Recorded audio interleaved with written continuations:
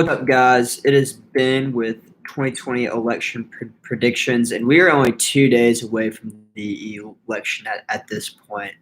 And we had over 50 polls come out to our day out of many different states.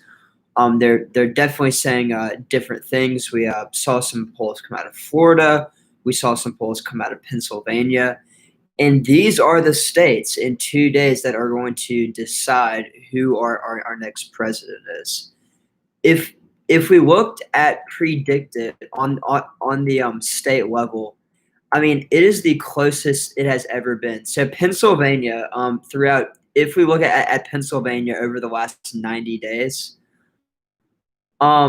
we've seen it as high as 75% for Joe Biden, but right now it's the lowest it's ever been. It's at 59% to Joe Biden. I honestly think that if whoever wins the state of Pennsylvania is going to win the 2020 presidential election right now, and based on the predicted, no candidate is above a 60% chance of winning on the betting predicted markets. If we look at the 538 election forecast and the state by state, the JHK forecast, or the Economist presidential forecast, they have Biden between an 85 to 90% chance. But if we look at the betting odds everywhere, they have Pennsylvania as more of a toss-out. And Pennsylvania, I mean, if you look at kind of any of the models, Pennsylvania is going to be the tipping point state. Right now, I feel fairly confident calling Florida and maybe even North Carolina for Trump. Pennsylvania right now, I think it has been a lean Democratic state in the past, but right now I think it's just a pure tilt, or maybe even a pure toss-up. Let's see. HZ has, how is Biden doing in Florida right now? It appears like that we've seen that we have A+ rated pollsters that have Florida just going back and forth. So let me read to you all of the polls that came out of Florida just from today.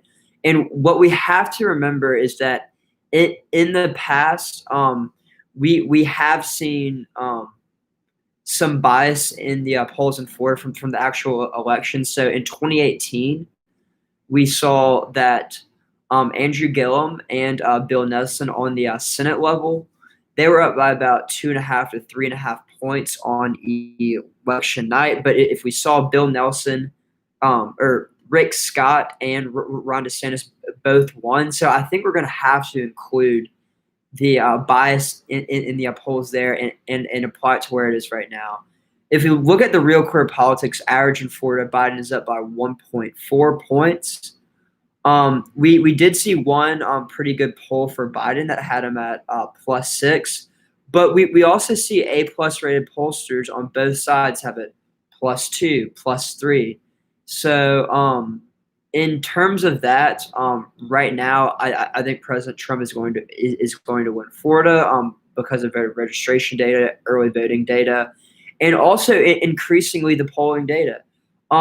Earlier on in June and July, Biden was up in Florida by +5, +6, even +8. And I felt pretty strongly that Biden was probably going to win. It has changed. We've seen a complete shift in the polls, and I think Donald Trump is surging in the state of Florida when he needs to. If we look at the predicted forecast right now in the state of Florida, they say that President Trump has a 62% chance to win, which is higher than Biden's 60% chance in the state of Pennsylvania. So if we're just purely looking at this, we see that the people that are betting their own money have more faith that Trump is going to win Florida than Biden's going to go and win Pennsylvania. Still on predicted, Biden is the favorite at about a 64% chance. And Trump is at a 41% chance. So definitely those percentages don't add up to 100. But I think that's pretty interesting right now. Let's see. John Tuck says, will Nevada flip? So in 2016 and 2018, we actually saw the one state where the polls were kind of favored towards the Republicans was Nevada. I don't think Nevada will flip. I think one thought earlier was that because Trump is overperforming in his performance with Hispanics, I think there was a thought that if any of the states that Donald Trump lost in 2016, I think the most likely would probably be Nevada, Minnesota, or New Hampshire. But we've seen recently that Trump really isn't campaigning in these states. He's not investing a lot of money, which I think is probably a good strategy for his campaign there.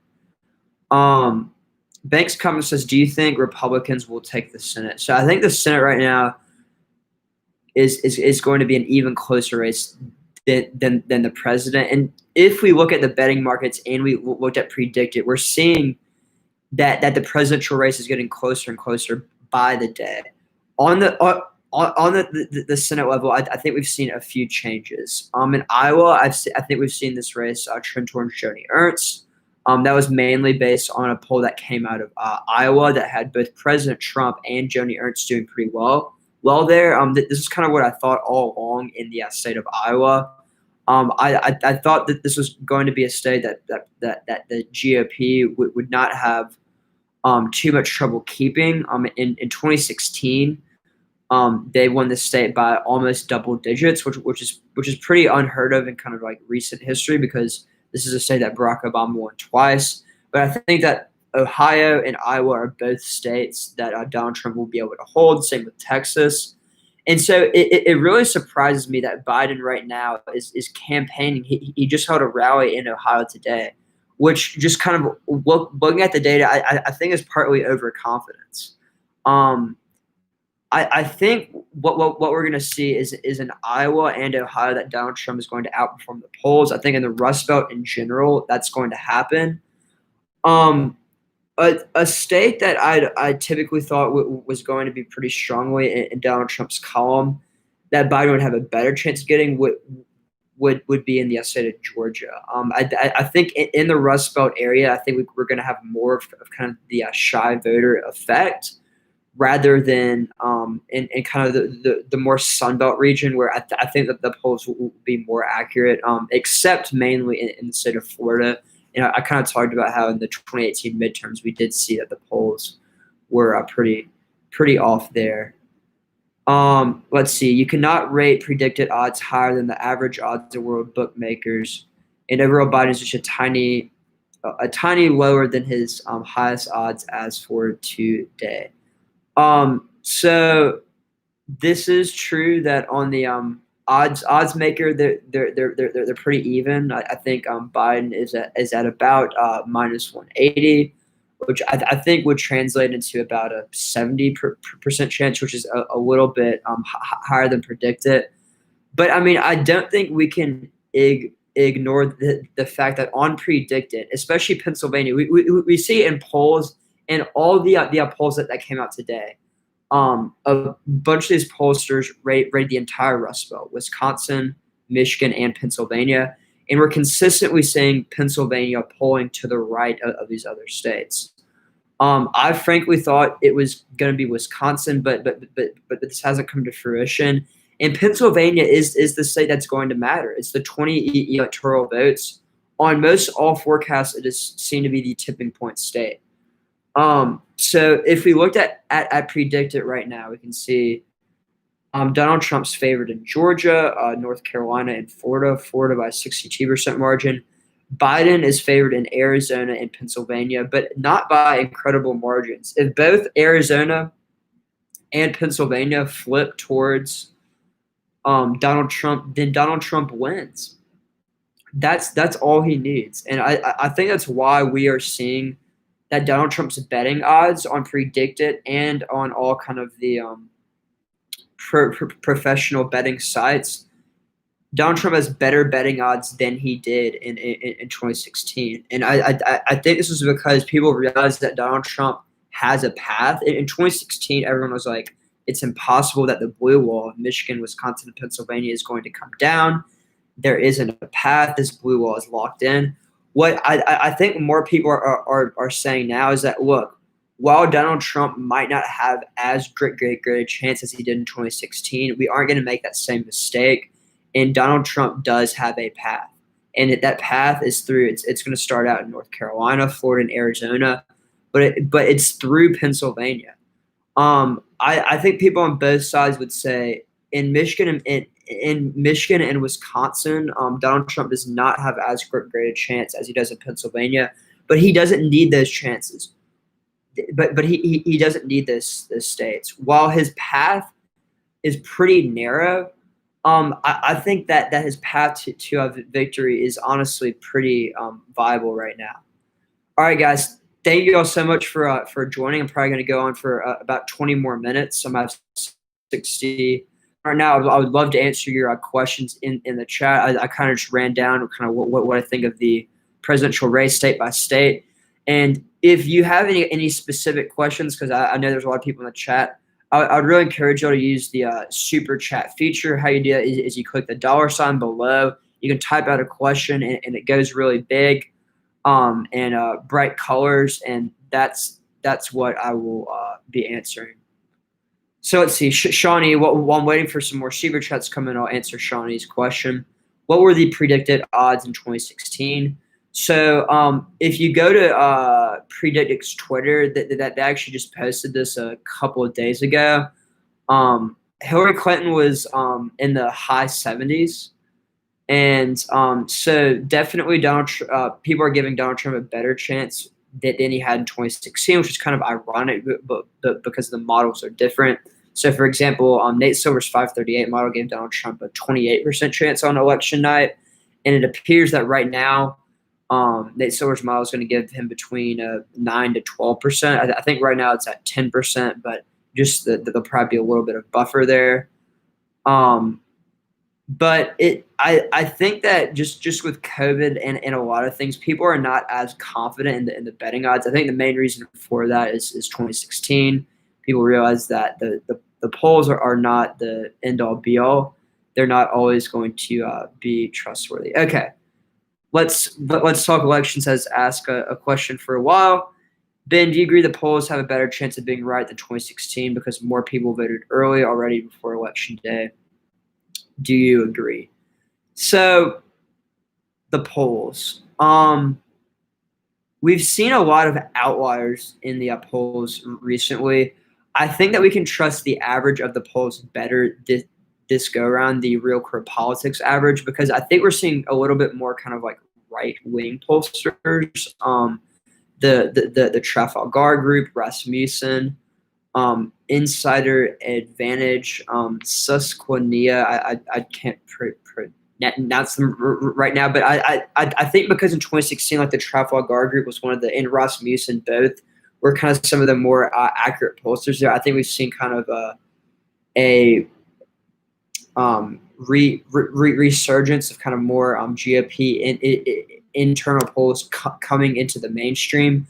And while kind of like 538 and other kind of nonpartisan pollsters don't rank these pretty well, kind of in terms of the scale, in real career politics they include them. So right now I'm kind of a little bit more inclined to trust the Real Career Politics average. And if we look at like the battleground averages on Real Career Politics in these swing states, Donald Trump is within the margin of error in every single one, except for Wisconsin and Michigan, where Joe Biden is up by 6 points. But if we look at Pennsylvania, it's at 3. Let's see. I was actually just looking at it earlier. I did think it's about 3 or 4 points, was well within the margin of error. Florida, North Carolina, Arizona, they're all within the margin of error there. So will I go live on election night? Yes, I will. I know there's going to be a lot of competing forecasts. The TV will be on. I'm going to be going live all night, and I'll be watching different things. So hopefully I'll have kind of the most up-to-date information there. Do I think that the election will be called on election night?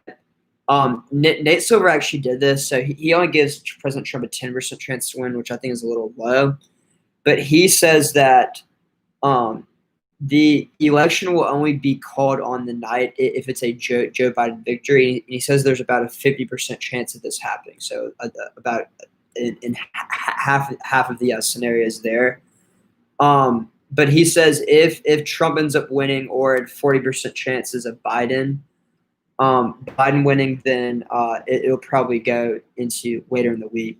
So Drac Thickest Rex, thank you so much for your super chat. I will definitely answer it right now.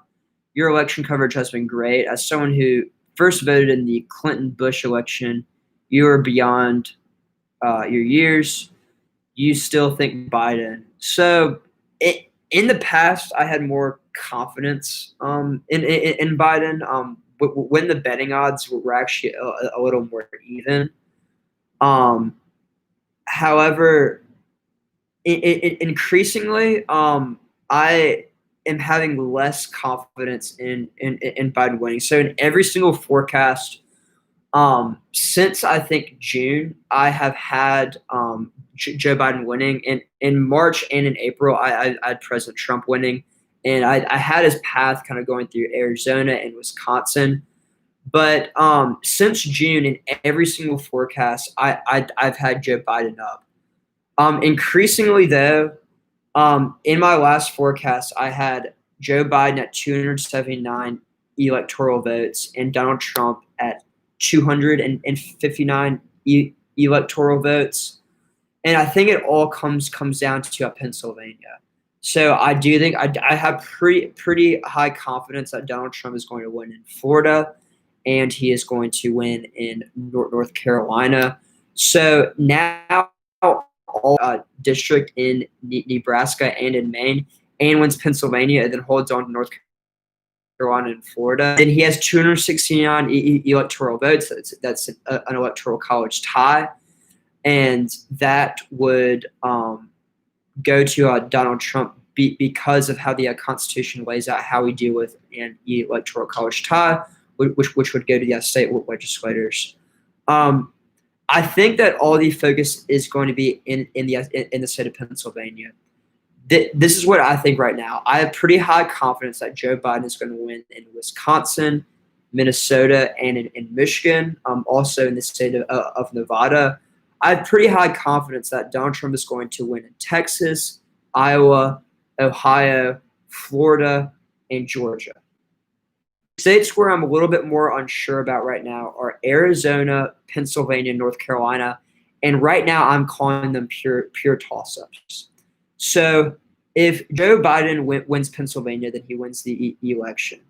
If Joe Biden wins North Carolina, then he wins the election. However, if Donald Trump wins 2 out of those 3 states, like I said, North Carolina, Arizona, and Pennsylvania, those are the 3 states that I think will be the most important. I've taken Florida out of that list because I think Florida is going to go to Donald Trump. And if you look at any of the betting odds, and if you look at these polls, we had an A+ rated pollster. The ABC poll had Donald Trump +2. And if we go back to the 2018 midterms in the state of Florida, we saw that they vastly underestimated Republicans. So I don't think Donald Trump will have any problem having the state of Florida there. So anyway, going back to the 3 states that I think will matter: Pennsylvania, North Carolina, and Arizona. Right now, I think that Donald Trump has an advantage in North Carolina.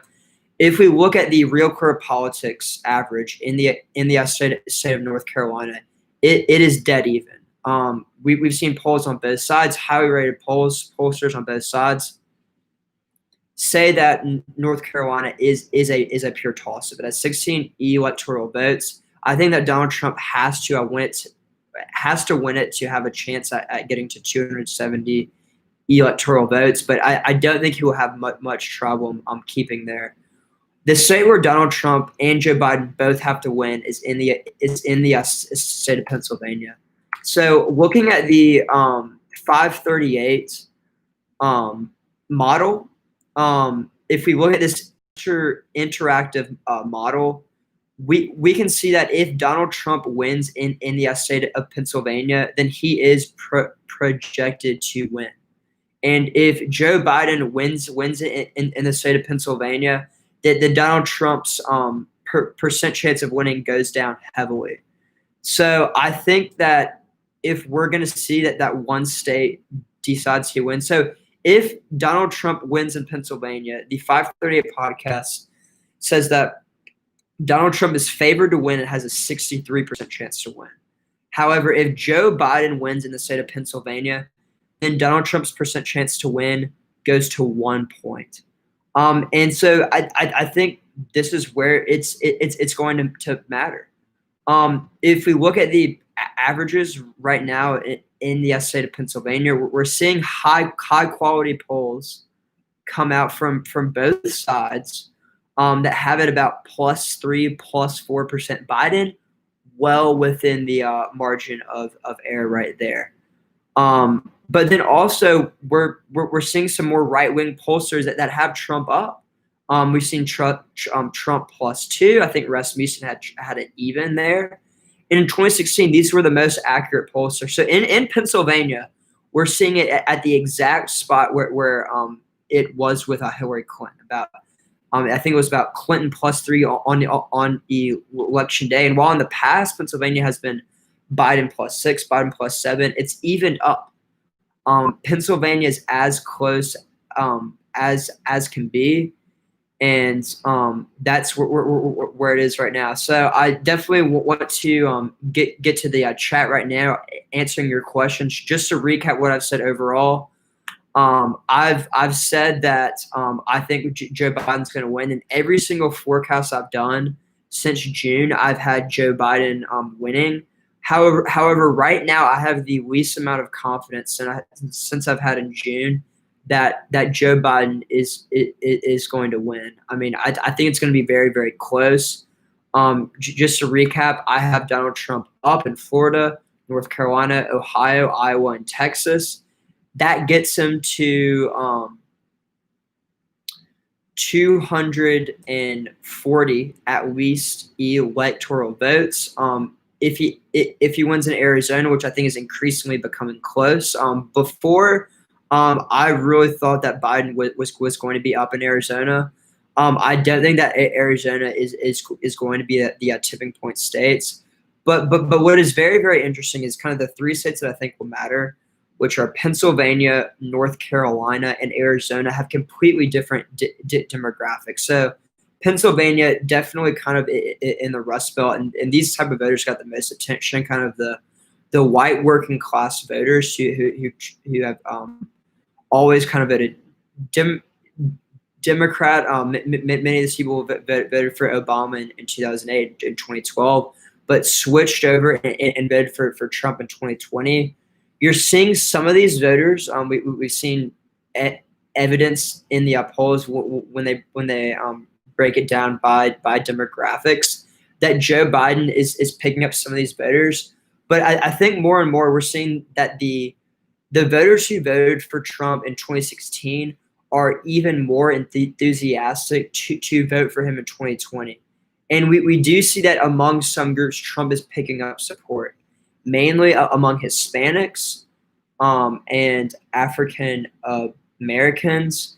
And even, which is surprising, while Trump is losing support among non-college educated whites, he seems to be gaining support among college educated whites. So what does that mean in the three states that I think will decide the election? So Arizona, I definitely think is going to trend leftward from where it was in 2016. I don't think we're going that anyone can deny that at this point. It's demographics are changing pretty rapidly. However, if Trump can kind of pick up his number on Hispanic support, especially in the state of Arizona, then I think he might be able to hold on to it for one election. Arizona is kind of like Texas. Democrats, I think, always think they have a better chance than they actually do. However, one thing we saw in Arizona that we didn't see in a state like Texas is in 2018, we saw that on the Senate level, Kristen Sinema beat Martha McSally by about 3 points. And this is the first time that a Democrat was elected statewide in a while there. So I think on the Senate level, especially with Mark Kelly, they're probably going to win that Senate seat. I mean, Martha McSally was appointed; she didn't win. But on the presidential level, I think we've seen this in the polls. It's going to be a lot closer there. And before I get to my analysis on North Carolina and Pennsylvania, I'd really encourage y'all to do a super chat and just ask a question. I really like interacting with y'all in the chat, but I really don't know what you want me to talk about if you don't ask a question. So I will definitely kind of focus on what you want me to focus on there. So, but I'll just continue talking while I wait for more super chats to come in. And thank you for everyone who's already given one.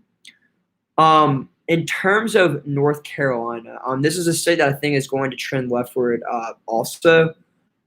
We saw that in 2008, Barack Obama won this state.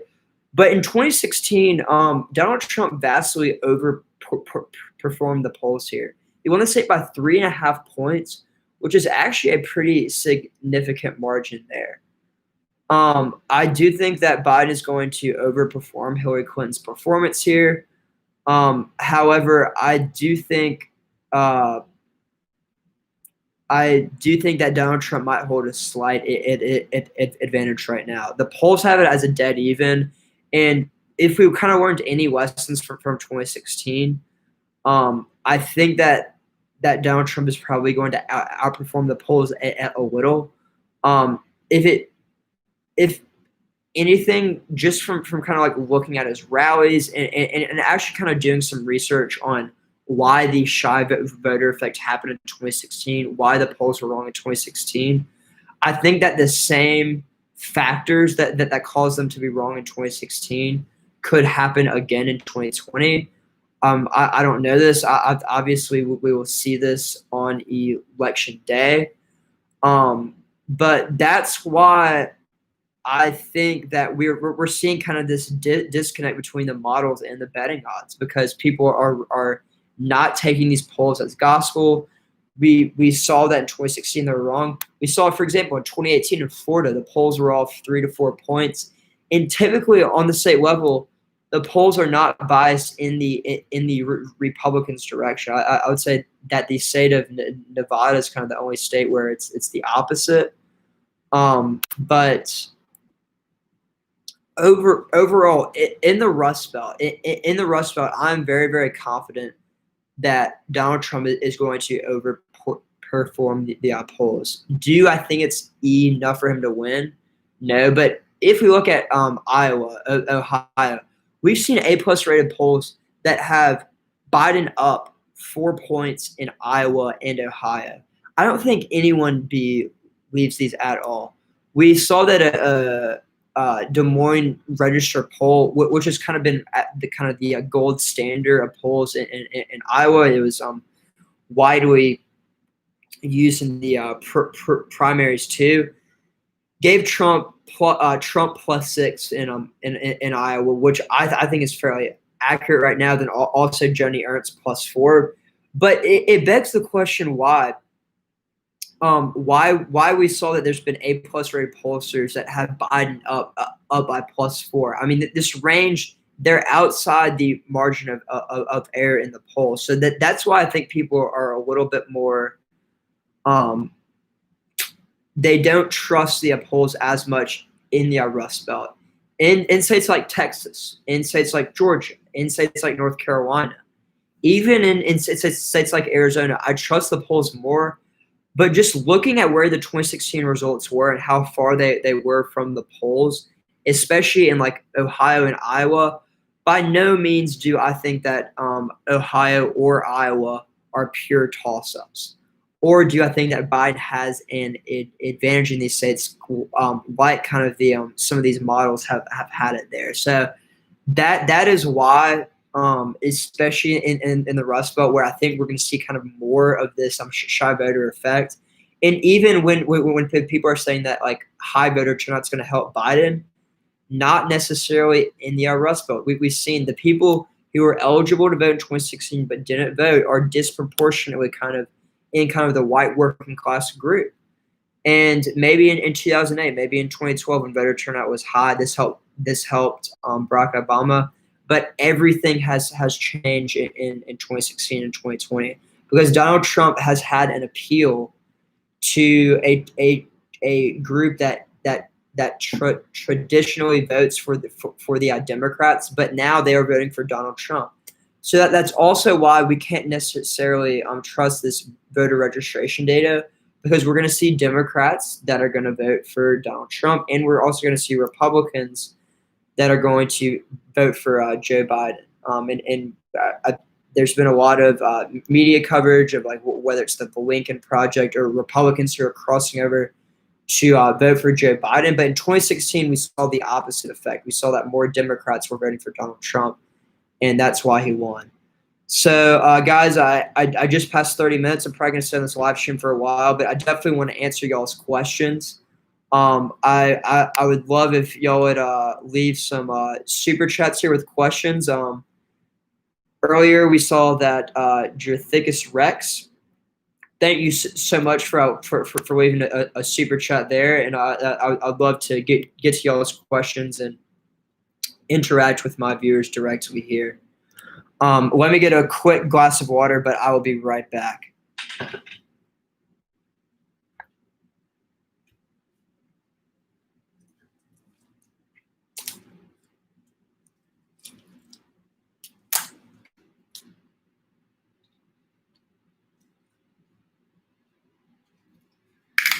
Okay, guys. So right now, okay, yeah. So where's the super chat? So click on the $ right below where the chat box is, and you can just type a question and it pops up in like bright colors. So like see where we can use the emojis, and then right next to it should be kind of a $ where you can do the super chat there.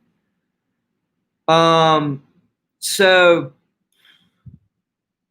going forward, when do I think we are going to know when this election is decided?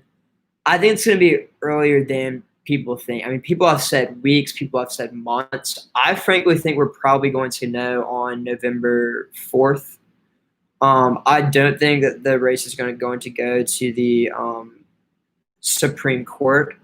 This has kind of been a widely held view. I mean, I think it's mainly influenced by the Bush v. Gore in 2000 when the Supreme Court effectively decided who was going to be president. I don't think that we're going to see this in 2020. I think it's going to be pretty clear on either side with voter turnout so high. Well, I do think that probably in theory this helps Biden. I think with voter turnout so high, we're going to see clear margins. I do think it's going to be close in states like Florida and in North Carolina. In the Rust Belt, not as much so. And I just think with so many people voting, I think maybe like some court cases that maybe only deal with like a couple thousand votes here and there, it's not going to matter. So while we might see some allegations of voter fraud or maybe some ballots being thrown out, I don't think it's going to be as big of an effect than people think. And even now, I think we're seeing more people vote in person than we had thought before. I mean, people are definitely voting by mail, and voting by mail is the highest it's been in a long while. But I think that overall, I think we're going to see over 80% of votes being in person, and those are going to be counted on election night. We might not have an idea of who wins certain states, but I think most states are going to be decided on election night. And my guess right now is that we're going to see maybe 5 states. And if I had to guess the states right now, I think it's going to be Florida, Georgia, Pennsylvania, Arizona, and those are the 4 states that I see right now. I think North Carolina is going to be decided pretty early, but because how it counts its votes, it started counting its mail-in votes 14 days or 12 days ago, 2 weeks before the election night. So I think based on the results in North Carolina, whether Biden wins by a pretty significant margin or Trump wins by a pretty significant margins, that's going to tell us a lot that we want to know in these other states, I think. And so I think that we'll have a pretty good idea of kind of whether Trump is overperforming his expectations or Biden is, just based on those early results in North Carolina. Kind of moving on to the Senate, because I think that's kind of been one of the overlooked races. I think right now that the GOP will probably lose control of it. I mean, there's definitely many paths where the GOP retains control. But if we look at some of these states, like these races in Georgia and in North Carolina and Maine, it's just looking like that. Like out of all of those seats, that they're probably going to lose at least one. I mean, it's definitely possible that they keep it, but just kind of looking at the odds. All right, guys. So right now I'm at about 37 minutes. I'll probably end this pretty soon, unless I get a couple more super chats. But I would love to stay on and answer your questions, because we're only two days away. Where I'm not going to have many other opportunities to do stuff like this. So I would love to stay on and answer some of your questions, and using the super chat feature, which is right under the chat box with the $sign, is definitely a way that I really appreciate you all doing that.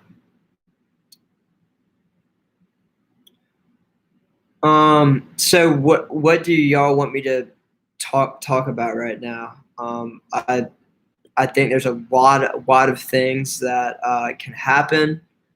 I don't think this is a smart election to put money on, just because I think there's a lot of uncertainty there. But and it's also not legal to do it. So let's see. Do you think Texas will be called immediately? I do think Texas is going to be called pretty early, just because so many people have already voted.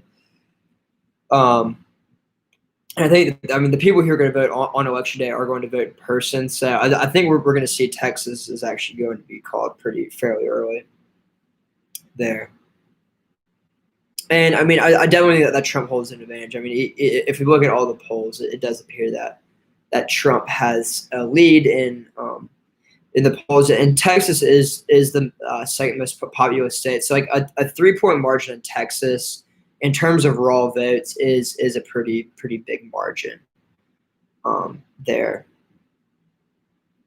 I do agree. The Senate will probably go with the president. I think the scenario where it wouldn't go would be if Biden won and Trump kept the Senate, or if Biden won and the GOP held the Senate. But I think increasingly more and more, I do think we are going to see those go in tandem. So if I had to put money on it, that's what I would assume. All right, guys. I'm going to head off right now, but be on the lookout for kind of my final election prediction video tomorrow. And I will see y'all later, and thank y'all so much for tuning into this video. Thanks, guys.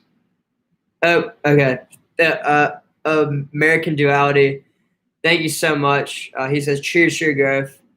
Shout out to the partisans who've been hating on some of your recent predictions. Well, you're doing a great job, man. American Duality, thank you so much. I just snuck that in right before I was about to sign off, but I really appreciate all my fans, and I think it's fine if y'all have your different opinions there. Love hearing what y'all think. I just ask y'all, please definitely stay respectful in the chat. Recognize that people are like pretty passionate. What my job here on this channel is just trying to call it how it is, call it balls and strikes. I'm not trying to inject any of my personal opinion. If I talk about certain policies, certain politics, it's only in the context of I think it's going to help this presidential candidate here or someone else here. It's not in the context of um, if I agree with one candidate or another or a different policy there. So, American Duality, thank you so much. I really appreciate it. Um, anyway, I think I'm gonna head off on the stream right now. But I'm gonna stream tomorrow. I'm gonna put out a video tomorrow, so definitely be on the lookout for that. Oh, American Duality, thank you again for the super pat. Just for good measures, I love partisans too. Yeah, so I think it's interesting, and I love people who are interested in politics and have those passions. So thank you, American Duality. Really appreciate you doing that. Great stream, man. Peace out. All right. I'll see y'all later. Be on the lookout for my stream tomorrow. So tune in tomorrow night for sure.